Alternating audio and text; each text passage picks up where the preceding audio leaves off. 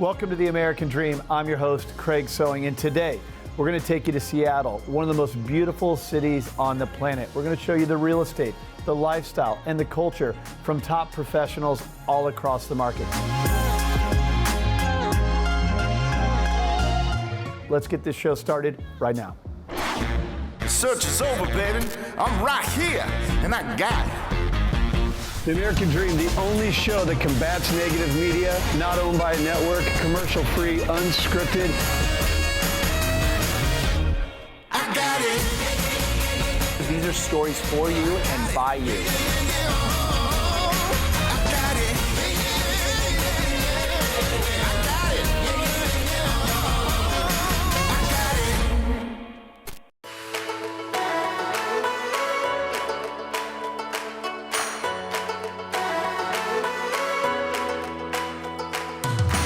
Hey everyone, I'm Brennan Klaus. And I'm Tracy Erickson. And we're the collective group at Compass in Seattle.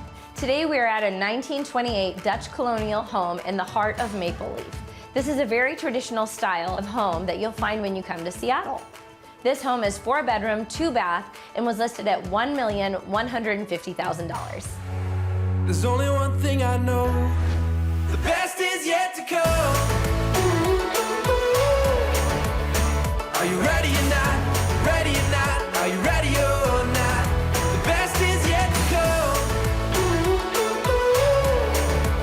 Seattle is a city full of older homes. And what's really great is when the seller can keep some of the older charm of that home, but then do some great updates as well. You'll see that as we walk through this home. We are in the heart of Maple Leaf, which is a great, amazing neighborhood in Seattle. Maple Leaf is about a 10 to 15 minute drive to downtown Seattle. It's very close to the University of Washington, as well as Lake Washington. We are also at the end of a block that hosts the Maple Leaf Reservoir Park. Are you ready or not? Ready or not? Are you ready or not? The best is yet to come.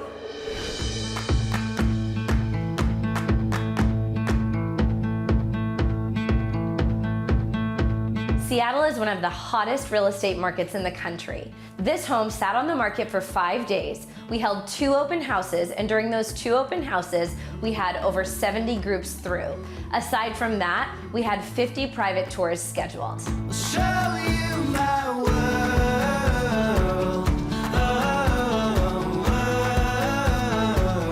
Show you my world.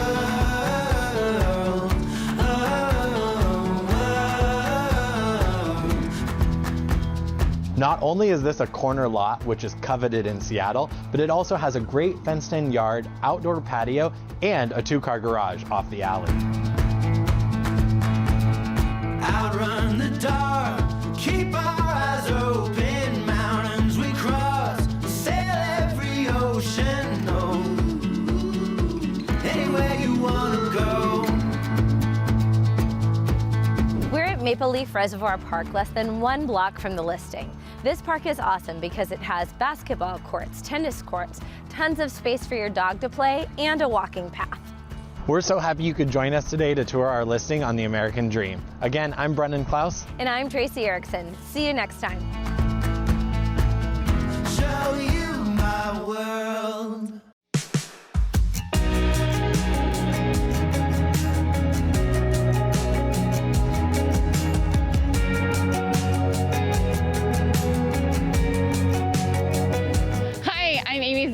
Welcome to this episode of the American Dream. I'm here in the waterfront community of Mukilteo. I'm going to tell you all about an amazing success story that I had happen in just 2 years' time with my clients. First, we're going to start off at Mukilteo Lighthouse Park, and I'm going to show you all of what Mukilteo has to offer. Come on, let me show you around.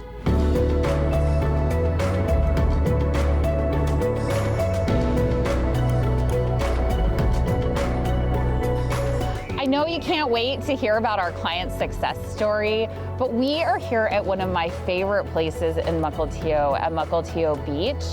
This is a great location to do fire pits and roast marshmallows and watch the sunset. And it also is the location of Wednesday farmers markets, where locals from all over, including Whidbey Island, come over to sell their freshly farmed goods as well as their products. And so you just don't want to miss out on being here at Mukilteo Lighthouse Park. This is such a great park for families or your dog. It has great green, grassy areas as well as sand volleyball courts and an amazing park for the kids. So don't miss checking out Mukilteo Lighthouse Park. But you guys have waited long enough. I can't wait to take you to my listing and tell you all about the huge success that we had there. Come on, let's take a look.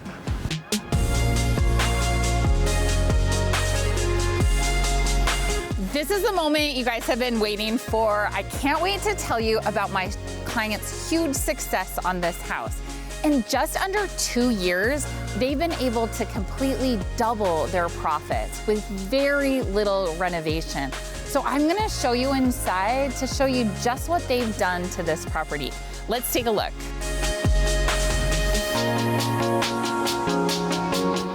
I always tell my buyers when they're buying a property that first thing we need to look for is a great location and a great school district and great neighborhood. Then what we need to do is focus on the spaces throughout the house, making sure that there's just the right amount of improvement still needed on the house, so there's a great amount of equity in the home.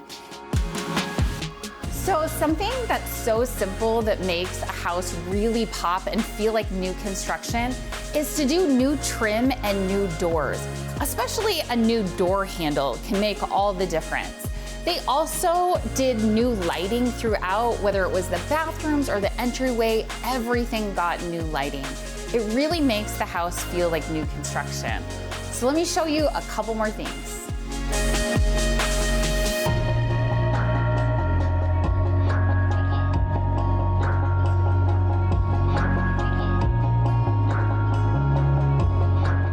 Check out this amazing backyard.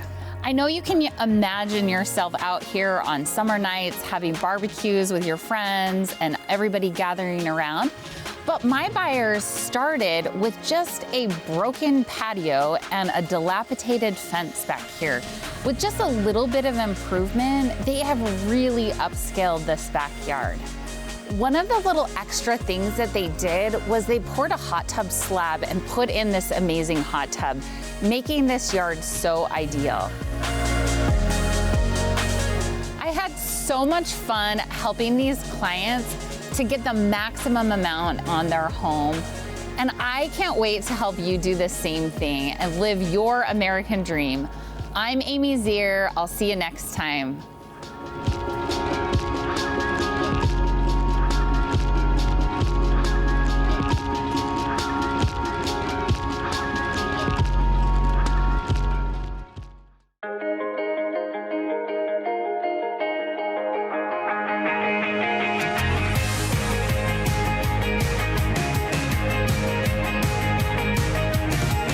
Welcome to the American Dream. Guess where I am today? Am I in the country? No, I am not. Am I in Montana? I am not. I'm actually in North Seattle at a truly hidden gem called Hallard Lake. We're kind of literally in the lake right now. Today I'm going to show you the lake that nobody knows about, that is truly a beautiful place in Seattle to hang out. And then we're going to go talk to one of my customers who lives in the Hallard Lake area and find out from them what makes it so special. My name's Ann Nordling, and let's go take a look.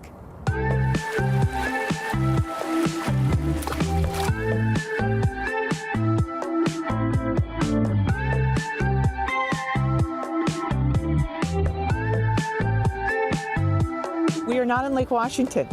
We are not in the Sound. We are in the most best kept secret in North Seattle. It's called Hallard Lake. It's right in the middle of North Seattle, and so many commuters drive around it and don't even know it's here. Look around. It looks like we're out in the country. It's a no-motor lake. They feed it with fish. It's just a lovely place to hang out and be. There's 2 public accesses to this lake.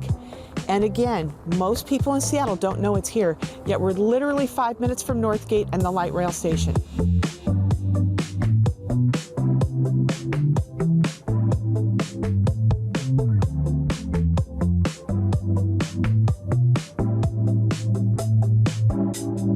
This is the one of the 2 public accesses to Haller Lake. You can come here in the summertime, in the wintertime, anytime of year really. Watch the geese fly, have lunch, pull your little rowboat out, take a row around the lake. It's lovely, it's private and quiet. Fun fact is, about 5 minutes from here is the Lakeside School where Paul Allen and Bill Gates went to school.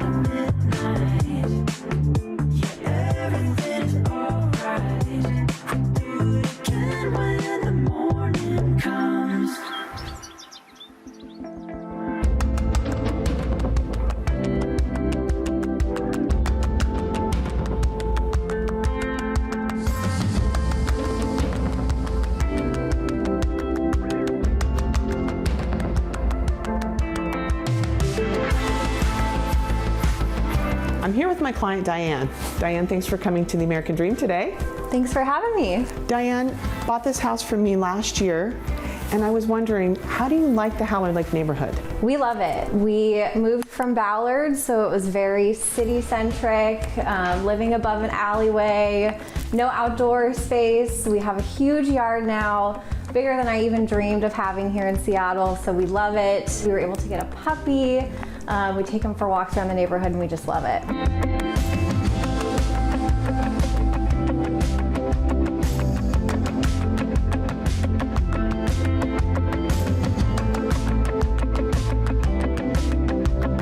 How about the location in proximity to going downtown and getting around? So much easier to get around than Ballard. We are 5 minutes from the light rail that just opened up. We can hop on that, go down to a Seahawks game, go downtown, go out to dinner in Capitol Hill. So we're super centric and it's super accessible. So we love it here. Thank you so much.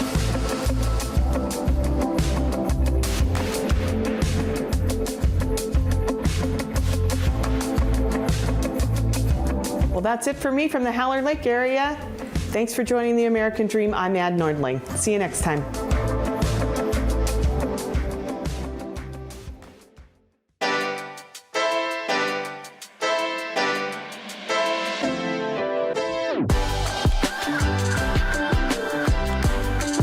Hey American Dream, I'm your host Beth G. We are here in Tukwila, right near one of my new listings at Seattle Chocolates. Today we are going to meet the CEO, Jean Thompson. We're going to ask her some questions and we're going to take a tour of the chocolate factory. Let's go.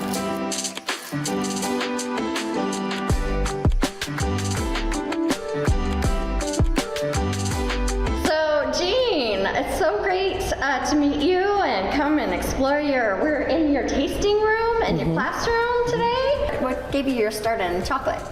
I love chocolate my whole life, and I've been, I think, a chocoholic my whole life. And then I was an early investor in the company, which is 30 years old now. And then about 10 years into the company history, the earthquake, the Nisqually earthquake, destroyed the building that Seattle Chocolate was renting. And at that point, somebody needed to step up and move the facility, and I did. And when I did that, I became the owner, basically the full owner of the company. I'm like, oh, now I own it. Absolutely. So then the following year, now I'm the owner, and they were coming to me, oh, we can't cover payroll. So I was like, I need to do something. And then I got that phone call, and I was like, you know what I'm going to do? I'm going to help Seattle Chocolates with their marketing and sales, which is my background. I caught a bit of a bug on how fun it could be, and the chocolate was so good, and I had a sense what I thought the industry was doing wrong from a marketing standpoint. So I decided to take it on. You're a women-owned business. Yep. So tell me about why that's significant or important to you. For us, what we've decided to do with that is to advocate for girls and women, because we understand that it's still not a level playing field. It's still, we're not at par in terms of salary or opportunity with men yet. And we've been working for decades on equality, right? And it's a journey. So we feel like we can at least impact with the power of chocolate, right? Because people love it. It is our favorite flavor. They're going to buy it anyway. They're going to gift it, hopefully, anyway. So while they're doing that, we can empower them and help girls. So what we've done with the Seattle Chocolate line, 10% of our net profits go to Girls Inc., which is a national organization. It's been around since the Civil War, honestly. And they help, sort of marginalized girls get their confidence and understand what they want to do with their future and give them opportunity. That's so awesome. We feel like this is what we're supposed to do in life. All right, well, great. Let's go see the factory. Let's do it.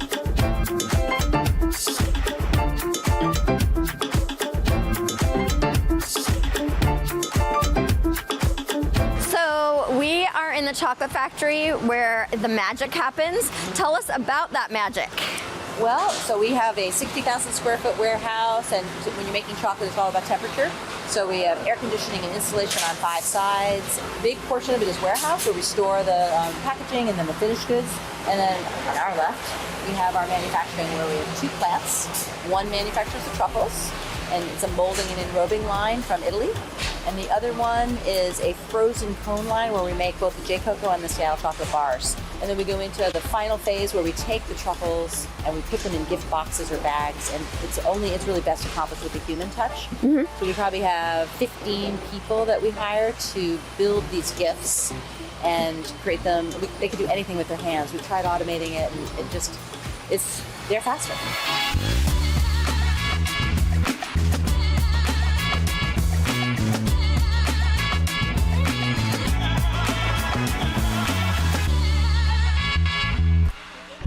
Thank you so much for inviting us in for a tour of Seattle Chocolate Factory today. Thank you for the work you're doing to protect the environment, for equality and social justice in the chocolate industry, for the Seattle community, and for women. We really appreciate it. Well, I really appreciate you coming and seeing it and giving me an opportunity to talk to your listeners and invite people to come and get a tour for themselves and learn more about chocolate. Yeah. Get a tour. I'm Beth G, and this has been American Dream, and we'll see you on the next episode.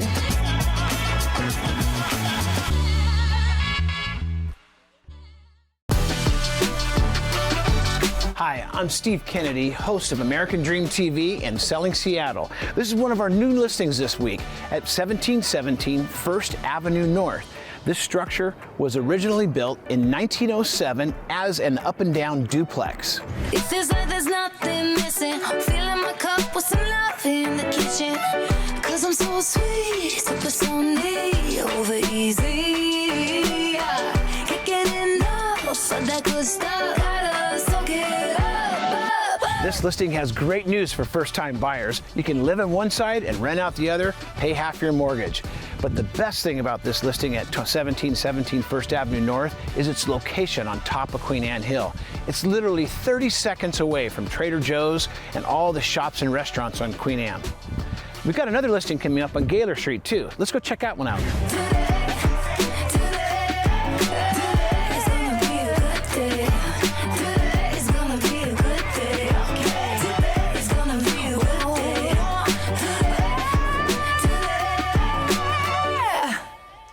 Hi, this is Melissa Clinert with the Steve Kennedy team at Compass. Today we're on top of Queen Anne and the sun is shining. We're at a new listing at 350 Gaylor Street, one of the first row house projects that was built here in 2016. We get the opportunity to represent the seller once more. It all starts now. It all starts now. Some of the fantastic features of this urban oasis are the 2-car garage with electric car charger, the low maintenance planting gardens, and the captivating views from the rooftop deck.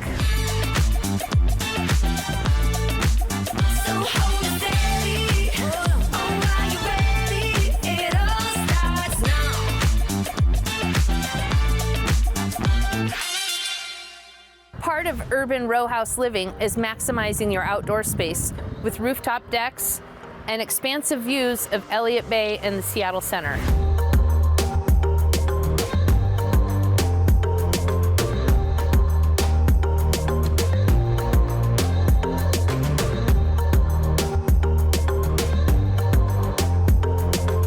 We're gonna head to Uptown for a little Irish cheer at T.S. McHugh's.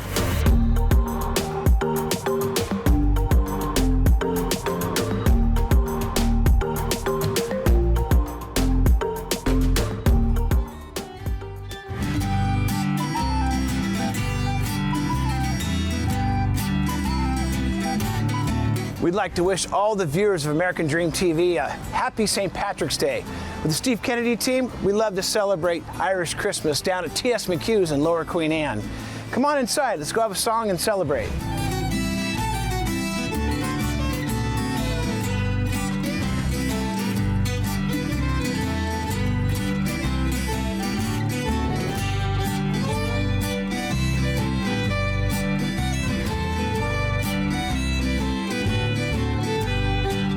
Thanks for joining us on American Dream TV. I'm Steve Kennedy, along with Melissa Clinert and Jen Severchek of the Steve Kennedy team. Next time you're in Seattle, check out T.S. McHugh's on Mercer Street, just around the corner from the Seattle Opera House and Climate Pledge Arena.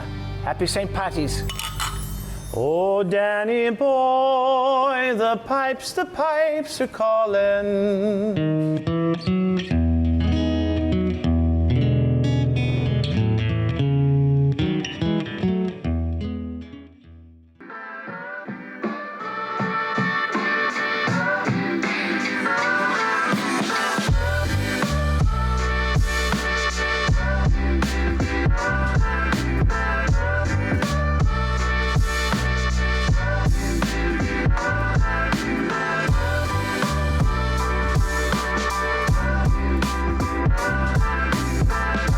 Can you imagine living in a building that captured not only Puget Sound, but also Lake Union and views of the Space Needle? Well, we are here, and it's called Spire in downtown Seattle.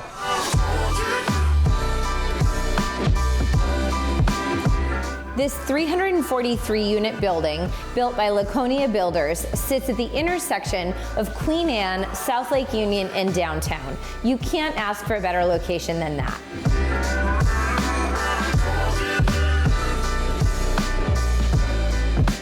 When you live in a condo in Seattle, one thing you definitely want is a view.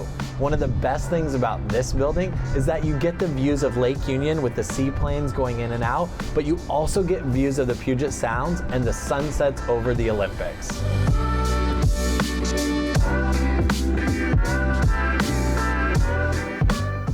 The amenities at Spire are some of the best in the city. The rooftop deck has views of Puget Sound, Lake Union, and then also the Space Needle is just huge right in front of you. You're not going to find that in other buildings.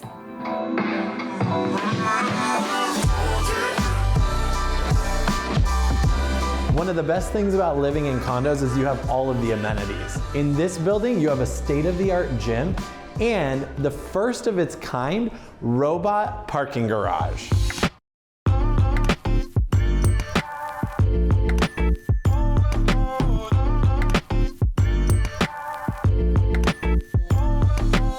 If you're looking for a quiet space to work, or a conference room, or a space to entertain your friends and family, Spire has it all. Some of these rooms have gorgeous state-of-the-art kitchens where you could have a private dinner, or maybe have your own cooking class. The conference rooms are absolutely gorgeous, and the workspace is top of the line.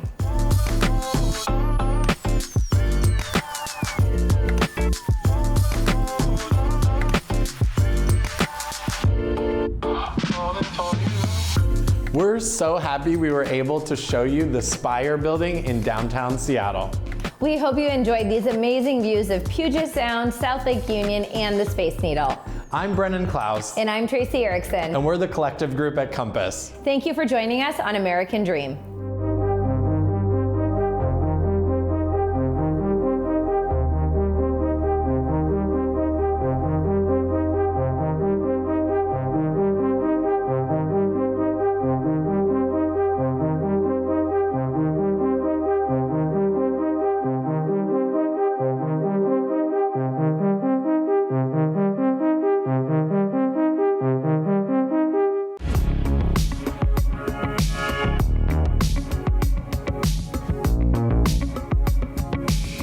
Legend, Hall of Fame baseball coach Tommy Lasorda once said, during the infamous 1979 season, there are three different types of baseball players.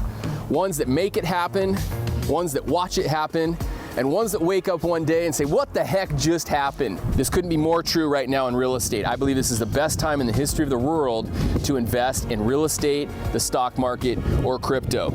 Today, I'm going to introduce to you a great partner of mine in real estate. I'm going to show you how I flip real estate and use the proceeds to fund my investment portfolio.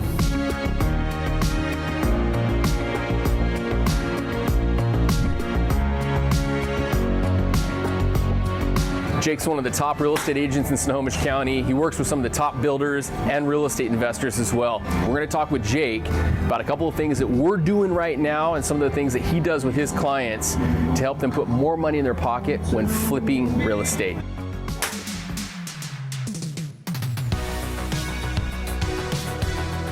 You know, you've been a big part of me growing my investment portfolio, specific to my investments in the stock market. What I'm looking for is another stream of income. So when we flip houses, when you introduce me to a flip, it's an extra $80,000, $100,000, $200,000 that I then take and I redirect and I put into my investment portfolio, which is in the stock market with my financial planners. You have a program in place because I'm super busy as a branch manager and loan officer and helping my wife with her business. You have a program in place that's just rock solid. We've been able to go in and kind of talk to everybody and figure out their situation. We have a whole bunch of clients that are kind of going and using a flip house to go in and then purchase their duplex, their triplex, and their fourplex. Yep. So let's wrap it up here. Let's go take a look at the house that we got going in Snohomish, and let's go show everybody what we are doing in this house in Snohomish in real time so everybody can see.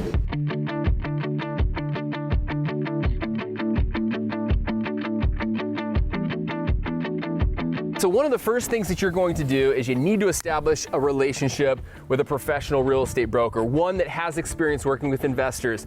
And when you do that, they have about 3 criteria that they're going to focus on. I know yours, but what are they? Yeah. So for our team, what we mainly do is we look for the location. We want to make sure that school districts are good and it's a great commute to work. Okay. The second thing we want to look for is the zoning and the lot size and what is actually allowed for the piece of property. Okay. This one ends up being just under an acre. You can eventually subdivide it into 4 different lots. We're not going to do that, but it's the option down the road. So the last thing that we're looking for is how ugly the house is, and trust me, this one checks. This one's ugly.